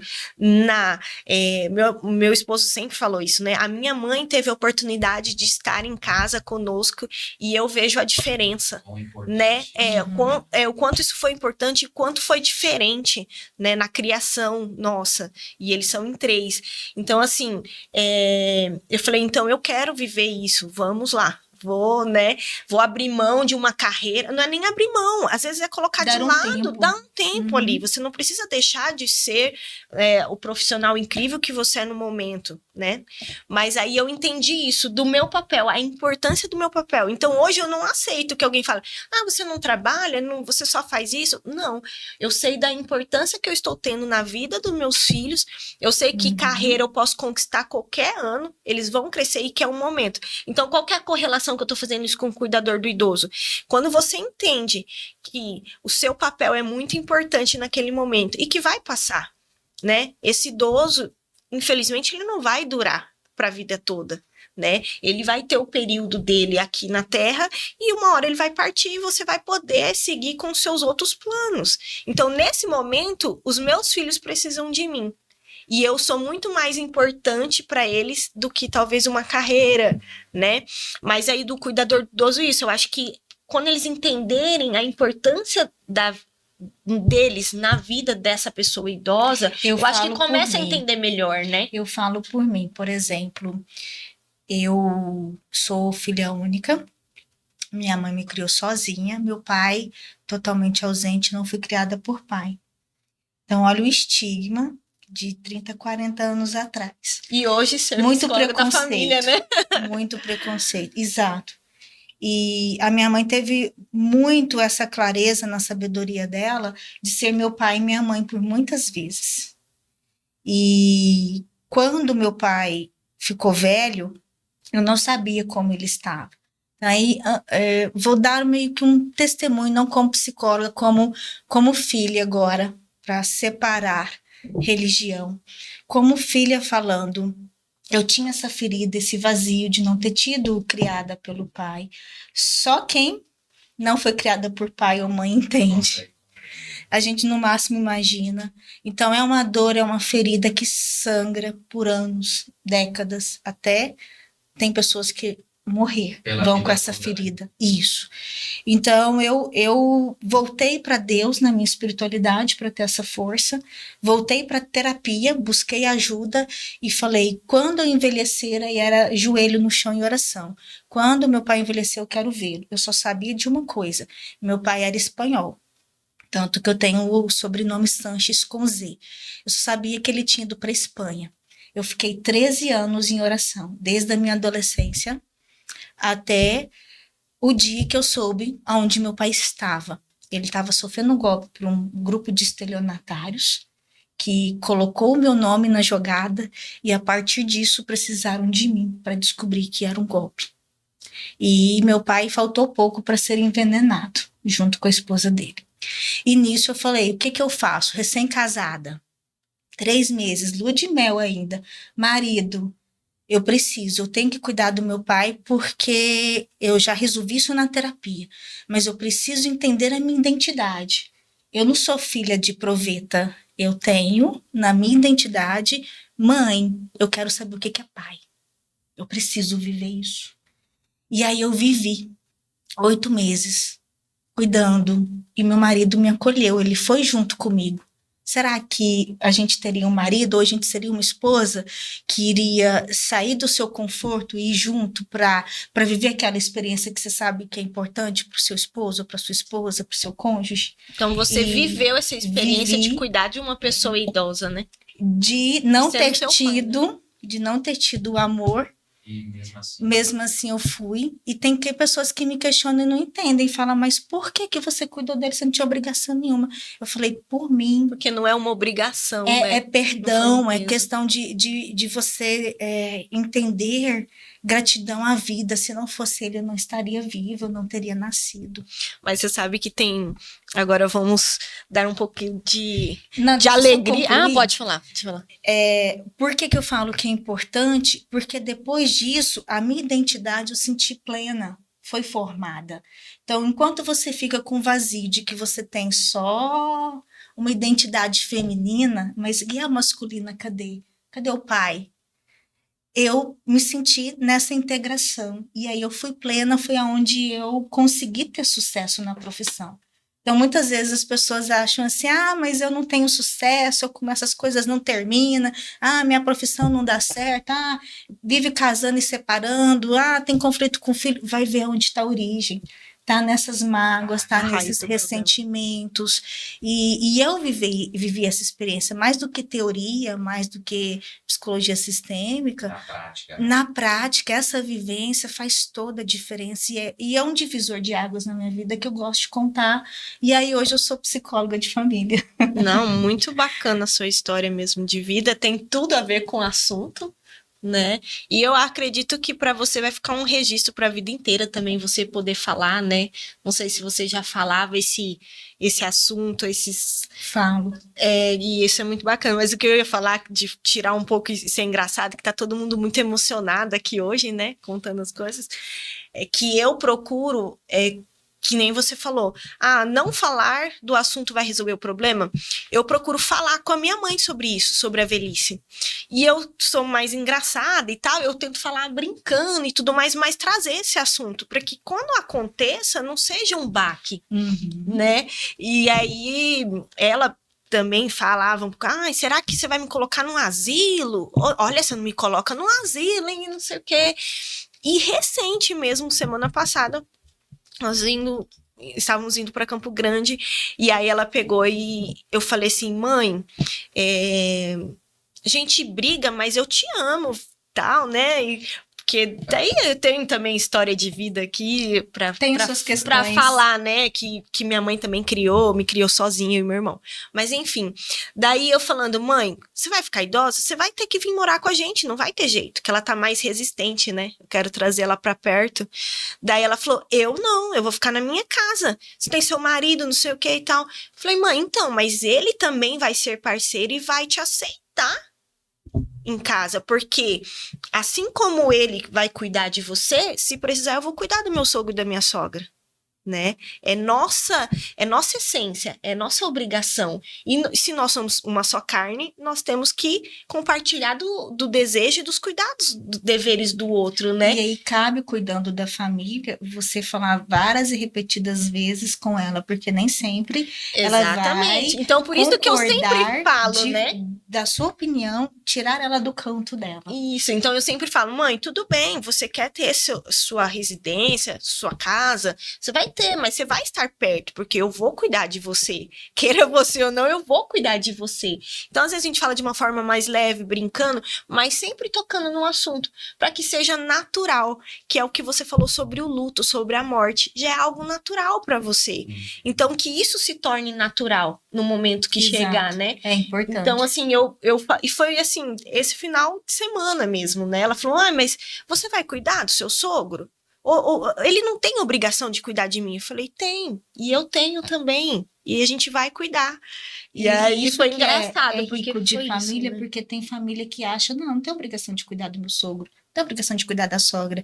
E já tem outras que sim, eu posso cuidar, eu quero cuidar. Então, essa peculiaridade de cada família que vai ser pensada, estudada e compartilhada ali no BEDCIAN, para Exatamente. cuidar de todo mundo, entendendo o quanto é importante essa união, mas que também o idoso aceite, para que isso seja um processo, não seja tirado ele do canto dele de uma forma violenta, abrupta, não. Vamos caminhando, vamos conversando.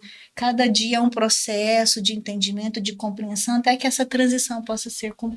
E o grande diferencial do Instituto BEDCIAN é esse, assim, quando me perguntaram, mas poderia ser qualquer outra instituição, por que que é de vocês, por que que tiraria eles de lá de outra região que estão, né, da outra cidade para trazer para cá? Porque aqui é o lar deles, foi aqui que eles cresceram, as memórias afetivas deles, os conhecidos, os vizinhos, e a pessoa que está no Instituto BEDCIAN, que vai estar no Instituto BEDCIAN, ele é livre, né? Que daí tem a diferença, né, de quando é um asilo, quando é uma instituição de longa permanência. Tem liberdade de ir e vir, eles têm liberdade de opinião. E isso é idadismo, né? deixa eu pensar alto contigo. Não se fala mais asilo, e a gente ainda tem enraizado na nossa cultura que eu vou levar ele para uma instituição, então ele vai ficar ali. Não, a ideia é... Mas tem ainda, sabia? Tem. Existem Por muitas isso casas que ainda são. Ainda né? tem essa estrutura. Por isso que eu estou tanto o asilo São João pontuando. Bosco, ainda é asilo São João Isso. Bosco, ainda não podem sair. Inclusive agora até fechar. Eu achava tão bom. Era uma cerquinha baixa, eu passava, sempre olhava, lembrava dos momentos que eu visitava eles, e eles podiam ver o movimento da rua. Agora eles fecharam. É tudo muro. Fechado. Virou Então, uma prisão. prisão. Aí vira manicômio, a ideia antiga de manicômio. E é isso que não está saudável. Por isso que nós temos a preocupação no BEDCIAN de estar dentro das tipificações mais recentes, as mais novas e atuais. Que é isso, dá essa autonomia, essa independência. Ele é livre. Isso. A partir do momento que ele quer ir para casa dele, família, vamos cuidar, vamos ver quem vai estar junto. No institucional do BEDCIAN. Vocês não vão estar sozinhos? Mas eu não tenho condição de cuidar. Vamos lá, vamos fazer visita domiciliar, vamos acompanhar vocês vão ter respaldo, vão ter esse apoio. E aí a família junto com o idoso é muito mais saudável para a pessoa idosa, mas para a gente também. Para o cuidador e para a família, que é o que eu trouxe no meu exemplo pessoal, é um novo sentido de vida, é um novo ressignificar. E você integra a sua identidade ali e vê o quanto é importante você estar com aquela pessoa. Não tem preço. Amor não se paga, amor é vivido, amor é sentido. Família não se substitui na instituição de longa permanência. A gente precisa da família, a família precisa da pessoa idosa e vice-versa. Senão, nós somos o quê? Deixamos de ser seres humanos, e seres humanos está em grupo. Deixa de ser um peso para ser um privilégio, né? Que foi o que a gente falou no início. Para ser esse privilégio, essa bênção de estar perto, de estar junto, né? Agora quero pedir licença para vocês, como o único representante masculino dessa mesa, quando vocês estavam falando aí, dando seu testemunho, né? Eu fiquei aqui pensando a importância da figura paterna, dos homens, né? Exato. A Simone falou aqui da experiência dela com o marido. Não, eu estou junto com você, te apoio nessa causa, né? A Bianca comentou que havia uma lacuna ali que precisaria ser preenchida com a figura paterna. Eu também tive uma situação na minha família, que a minha esposa, lutando com os fantasmas dela, E aquela falta de comunicação, de falar dos sentimentos, que faltou, né? A gente aprendeu com os erros, né? Mas ela tinha a sensação de que ela ficando em casa e cuidando dos filhos, ela seria olhada por mim com um olhar de desprezo. Hoje o que é legal é ser empoderada, né? A mulher trabalhar, a mulher fazer 3 turnos e se matar e depois ter que ficar tomando antidepressivo, esse é o legal. E ela tomou essa decisão de ficar em casa. E ela, por algum momento, pós-parto, sabe como que é, né? Os hormônios ficam ali, né? Demora 2 anos para voltar ao Oscila normal. bastante. Oscila bastante e a mulher fica bem, bem abalada. E eu aprendi a lidar com essas situações também, aos trancos e barrancos, né? E também sou pai de primeira viagem, enfim. E por algum momento ela falava assim, ele vai perder o olhar de admiração por mim. E era justamente o contrário. Eu olhava para ela e admirava mais ela por ela estar remando na contramão do que o mundo se Mas isso foi dito ou ficou só subentendido? Então, ela ficava lutando com as coisas, com esse pensamento lá, e eu aqui admirando ela, sem saber dessas dificuldades dela. Você não expressava verbalmente nessa admiração. E nem ela expressava o ela sentimento falava do dela, sentimento que ela de estava desprezo. sentindo, entende? Então, quando houve esse momento onde ela conseguiu verbalizar, eu falei, cara, é justamente o contrário. Eu passei a te admirar muito mais, passei a te respeitar mais e falar assim, cara, é essa mulher que eu quero levar nos meus últimos dias com ela. Então, a figura do homem dentro de casa, eu vejo que é uma figura, assim, muito importante, uma figura que vem sendo atacado e dia após dia, né? E o homem, ele exerce um papel muito importante, um papel de influência dentro da família. E eu quis fazer esse registro aqui porque eu vi vocês dando 2 testemunhos de posicionamento de homens que, de alguma forma, a ausência de um, mas o posicionamento de outro, ambos houve ali um impacto dentro da família, do núcleo familiar. Eu achei importante, vale destacar isso aqui, que eu também tive essa experiência de que precisei me posicionar, e de lá para cá muitas coisas eu passei a entender o papel, as responsabilidades do homem dentro do lar, e como isso harmoniza perfeitamente quando cada um entende o seu papel dentro da família. Isso tem muito a ver com a minha prática de terapia de casal. Você falando aí, foi imaginando alguns casos que eu atendo, e é exatamente isso, cada um entender o que é o casal, o que é as suas funções. A gente não tem só uma única função. Eu, Josimar, não sou só dentista, eu sou, além de esposo, filho, eu sou pai e amigo, empreendedor, blogueirinho. Ela falou isso pra você? Falei porque as pessoas comendam que nós somos blogueirinhos. E eu gostei da dinâmica, assumi agora. Eu sou uma internauta. Porque quem não está entendendo a dinâmica, logo não vai estar dentro dela. É importante a gente ser, sim, visto como profissional, mas voltando para as funções da terapia de casal, é isso, é cada um entender a sua função, entender os seus diferentes papéis também e aprender a falar de sentimento, comunicação assertiva, existe hora de falar, existe hora de calar, não é qualquer hora que eu vou chegando de qualquer jeito. Comunicação é a base de tudo. É a base de tudo. Então, ensinar com relação à linguagem corporal, ao tom de voz, observar se é o momento. Às vezes é o jeito da pessoa ali, você quer falar, mas você tá vendo que ele tá estressado, não vai te ouvir. Não fala, e a mulher tem mania de querer falar. E ela quer falar, e aí ela fala, é onde as coisas dão erradas. Porque vai falar também na hora errada. E entender essas nuances faz toda a diferença na terapia de casal. Você falando de hora certa, né? Engraçado. Eu espero muito isso, né? Eu observo a hora certa pra falar, né? Às vezes é bom, às vezes é ruim, porque daí você também, às vezes, não chega essa hora certa, né? Você vai guardando. Mas, assim, uma moça de um buffet falou, olha, estamos com promoção, tá chegando o aniversário de sua filha, vai ficar tanto, não sei o que dela. Eu falei, olha, eu vou passar isso pro meu esposo e aí eu retorno. Daí sei que eu falei, vou esperar a hora certa, né? Não vou chegar pra ele e falar assim, ó, tá chegando o aniversário, é 10 mil um aniversário e tá na promoção, né? Falei, peraí, daí disse que não deu um momento certo de falar pra ele, né, pra ver o que ele ia achar. Daí a moça retornou e falou assim, e aí, você já falou com seu esposo? Eu falei, não, estou esperando a hora certa dela. Ah, tem isso mesmo, é verdade, espera então. Vai que você fala Né? na hora Então, de assim, qualquer jeito dá, e já você vem tem- um não na É. hora. Você tem que esperar a hora certa, né? Mas às vezes também. É que a gente sempre pensa, mas realmente dar um podcast a esses assuntos é muito interessante.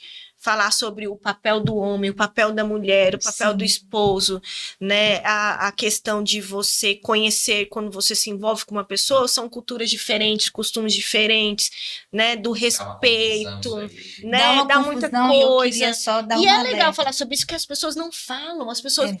pregam que é o casal perfeito, lindo e maravilhoso. E a gente sabe que não é. Não. No dia a dia, não é. Pode haver amor, respeito, mas no dia a dia, na prática, é diferente. E as pessoas têm medo de falar.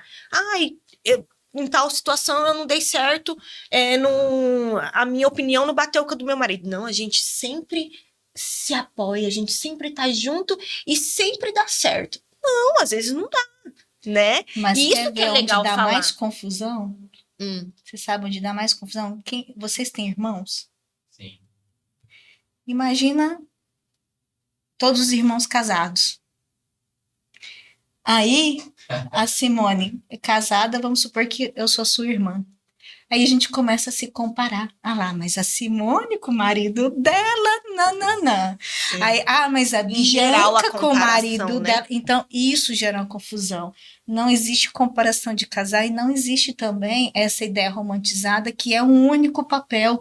Nós, no Que é casamento, perfeito, né? não só de perfeição, mas nós, no nosso casamento, vamos construir a nossa forma de ser homem, de ser mulher, de ser pai, de ser mãe. Não existe um rótulo, não existe um papel Uma de ter receita isso. também, né? Então, o que é Existe uma ser receita. homem no casamento? O que é ser mulher? O que é ser esposo? O que é ser esposo?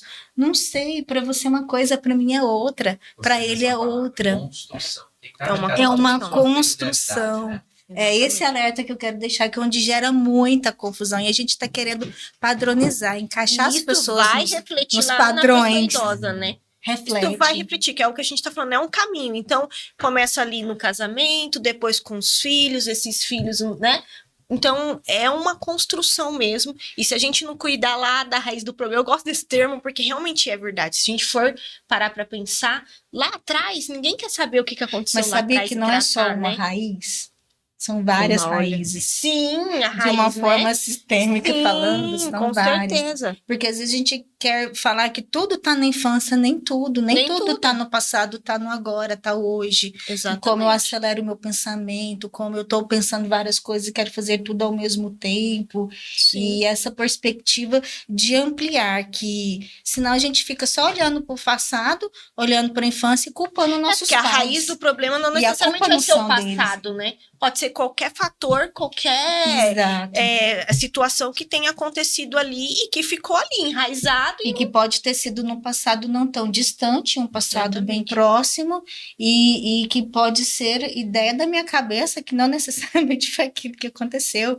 E tirar essa ideia de que os nossos pais são culpados dos nossos traumas, porque é o que eu mais ouço. Não existe culpados. E existem que eles fizeram o melhor que eles puderam. Que E eles o que sabiam, que eu faço? né? Que eles O conheciam. que eu faço com isso agora, que foi ruim para mim? Deu ruim, como se diz goiano. E o que eu faço com isso? Como que eu vou lidar com isso para agora eu não repetir fazendo isso com os meus filhos? Porque a tendência é eu repetir. Se eu fui maltratada, eu vou maltratar. Né, assim. Quebrar esse ciclo, esse padrão de disfunção e passar para as próximas gerações a saúde. É a muito construção. bacana falar de família, né? Eu gosto. É amplo, muito, eu sou- porque você sabe Eu sou que suspeita. você falou disso, e inclusive esse final de semana, também tô com muitos exemplos, né? Nós estávamos na casa de uns amigos e a gente falando de família, porque eles estão com bebê novo e tudo mais. E a gente compartilhando experiências de pais e tal. E aí ele falou justamente isso que você falou agora. Não, eu vou criar ele assim, porque eu não tive pai, o pai morreu cedo, ele tem todo um trauma em relação a isso. Eu não tive pai porque a história foi assim, eu falei, você tá preparado pra hora que ele te ligar e falar, ô pai, furou o pneu, pai, tô precisando de você aqui, 3h da manhã? Ele falou, não, ele vai se virar sozinho, eu não tive pai. Daí eu falei, não, né? Porque eu já gosto, né, de ir na parte de saúde mental. Falei, não é porque você não teve que o seu filho não vai poder ter a oportunidade de ter um pai para amparar, para socorrer. Você não pode querer criar o seu filho como você foi criado ou como o que te faltou, né? Exato. Então, ele tem muito disso, assim, nas falas dele. É um amigo próximo, que eu até chamo de irmão, né? Ele, muito parecido comigo, mas ele tem essa lacuna aí do pai, Então, entendeu? voltando de cuidar dos cuidadores, que é o nosso tema do podcast, o que ele precisa cuidar dele, voltar para ele entender Exatamente. essa ferida, talvez aí com a psicoterapia, se ressignificar, curar essa dor aí que está invisível, E ele latente, é novo e tem uma dificuldade de aceitar. e para ele conseguir Olha como fazer é. o quê? Uma nova paternidade, mas de uma forma saudável. Não é só o idoso, né, que tem Não dificuldade só. de procurar um atendimento, assim. Aí a frase que tá aqui, que é bem o que resume, gente, ó. Cuidar de alguém é um privilégio, mas também uma grande responsabilidade. E para que o cuidado seja sustentável e amoroso, é essencial que o cuidador também seja cuidado. Então, lembre-se, não é egoísmo se cuidar, é parte do processo. Então, tem o ditado que diz, né, não podemos servir água de um copo vazio. Então, a gente precisa preencher também e se cuidar. E não é um egoísmo, né? A gente precisa cuidar de quem cuida também. Para fechar, assim, com chave de ouro, eu gosto de falar algo que está na Bíblia. É muito importante no Testamento, como fala, uma das ordens que Jesus deixou para nós, né? Amar o próximo como a ti mesmo. Como eu posso amar o próximo se eu não me amo, se eu não me cuido, se eu não sei quem eu sou, se eu estou em frangalhos ferindo quem eu precisava cuidar, mas não estou conseguindo cuidar. Então, nesse sentido, cuidar de nós é questão de saúde mental, é questão de liberdade de ser quem você é e de melhorias de qualidade, não de porque psicólogo é para louco, de entender como preconceito. Quebrar Quantas esses vezes estigmas, eu já ouvi pessoas falarem, não, mas eu não vou na Bianca porque eu vou chegar lá na recepção, todo mundo vai me olhar, logo a cidade inteira tá sabendo que eu tô fazendo terapia. E aí? Louco Qual o não é problema? quem faz terapia. Terapia é para quem é saudável, porque louco é quem não faz terapia, né? Exato. E qual o problema que os outros vão falar? Para não falar um palavrão, eu sei a dor que eu tenho, eu sei o que eu preciso me cuidar e o quanto eu vou ser feliz e ser diferente a partir daquilo. Então, não importa o que os outros vão falar. Eu tive burnout, né? E aí, no final, assim, da carreira, eu acho que eu já estava há muito tempo, né, na assistência, e aí os filhos chamando essa responsabilidade, eu ainda tinha só o Pietro, mas eu já sentia que eu queria estar mais tempo com ele. E aí começou a cabeça, né, foi bem nos últimos, quando eu decidi também que eu iria diminuir o ritmo. E aí, o psiquiatra que me atendia, ele atendia no... O consultório dele era ao lado ali do... Como que é aquela clínica de internação ali em Campo Grande? Não, o outro lá que é mais comum, esqueci o nome. Eu sou recente aqui, eu Esqueci, esqueço mas o nome, enfim, assim, aí não ele vou falar que eu não atendia, lembro. né? Ele atendia, era o anexo ali. E aí eu falava assim, daí eu acabava vendo alguns pacientes assim, em transtorno, bem complicado. Aí eu falava, doutor, eu tenho medo de ficar louca assim, hein? Aí ele falava assim pra mim, se você tem medo, já não vai ficar. Porque quem fica não tem medo, nem sabe o que tá acontecendo, né? Que é justamente isso, assim, falando com mais clareza. Então, ele falou assim, eu já atendo aqui porque realmente vem quem precisa, né? Porque... Então, assim, eu falava pra ele, falei, doutor, será que eu vou ficar louca assim? Brincava com ele. Mas você vê, olha a questão da gente falar, né, de saúde mental e falar, eu faço terapia, eu consulto com um psiquiatra, eu preciso de falar de com ansiolítico, naturalidade, né? como eu vou no Josimar para ele cuidar dos meus dentes. Então a gente falar, eu precisa vou na dessa... Bianca psicóloga porque eu preciso me Cuidar da cuidar. minha É minha mente. saúde integral, é física, mental. Só que aí a gente espiritual. precisa trabalhar, né, a sua segurança, não querer se encaixar em padrões. Porque realmente, dependendo das pessoas que você fala, por muito tempo, às vezes eu não falava. Eu constava com o doutor. Tive burnout, tive ansiedade. Ou tomava um ansiolítico, sertralina. Hoje, tem muitas pessoas que têm resistência. Hoje eu falo, graças a Deus que eu tomo uma sertralina de 50 miligramas. Senão, eu ia aguentar esse mundo doido, Isso que acelerado, você falou, entendeu? É importante filtrar para quem eu Entendeu? posso falar, para quem eu não quero falar e para quem eu não posso falar, porque isso vai gerar uma repercussão negativa, as pessoas comentando na minha vida. Sim, mas e também se comentar. Quem que vai e Isso, paga minhas Aí, depois contas, Não né? tem preço. lembra do seu voto? Exatamente. Lá na minha fase dos 30 e poucos, eu ainda me preocupava. Hoje não, hoje eu tenho a segurança de quem eu sou, o que eu preciso, né? Até mesmo quem eu vou querer ser lá na velhice, né? O que eu tô cuidando dos meus filhos para que lá eu, né, tenha uma assistência, cuidando da minha família. Então, acho que tudo isso é importante. Às vezes a gente acha até que tá fugindo do assunto principal, mas tá tudo interligado, Tá. né? Família, cuidado. E sem contar que nós precisamos ter um cuidado para a saúde mental, é que nós geramos uma expectativa que os nossos filhos vão cuidar da gente. Mas e se eles não puderem ou surgir alguma situação da vida que eles não vão cuidar de mim? O que eu faço com aquilo também? Sim. Então, é estar preparado. A pra minha mãe todas as sempre falava, situações. eu não sei se eu comentei, se você assistiu o podcast, né? Eu não sei se você assistiu, mas o meu irmão faleceu com 24 anos e a minha mãe sempre preparou a gente para a morte dela. Ela falava que ela ia morrer, que nós não teríamos ela para. Eu quero também agradecer a presença Bianca, Simone, obrigado pelo compartilhar de vocês, pelo tempo de qualidade. Obrigado por vocês terem separado esse momento para estar aqui compartilhando conosco, repartindo essa sabedoria que Deus colocou no coração de vocês. Eu sei que nos dias de hoje é complicado, né? Ter esse tempo de qualidade. E quero dizer para você que está aí nos assistindo até agora, não saia sem dar o like. E eu queria finalizar esse momento dizendo uma analogia que ela se encaixa perfeitamente naquilo que foi dito. Não sei se você já teve a oportunidade de viajar de avião, mas a comissária de bordo ali, ela dá as orientações de voo.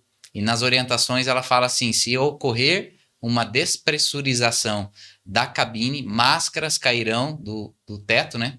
E você tem que pegar essa máscara, colocar em você para depois, só então depois você ajudar a pessoa que está ao lado. Por mais que essa pessoa seja um ente querido, um filho, alguém que você ama, primeiro você precisa cuidar de você para depois cuidar da pessoa que está ao seu lado. Assim, é importante que você entenda isso. Cuidar daquele que cuida, né? Ou seja, você precisa cuidar de você primeiro para depois você socorrer a pessoa que está ao seu lado. Essa analogia se encaixa perfeito naquilo que foi dito, que exaustivamente você que está aí ficou ouvindo, e eu quero te pedir mais uma vez que você curta, compartilhe para que essa live possa chegar a mais pessoas. Se você não é inscrito no canal ainda, é preciso que você se inscreva para que essa live possa chegar ao maior número de pessoas possíveis. Compartilhe, espalhe essa semente aí. Eu te agradeço por você estar aqui conosco até agora, até esse momento. Que Deus te abençoe. Nós vamos ficando por aqui e até um próximo episódio. Fique com Deus e até uma próxima. Tchau.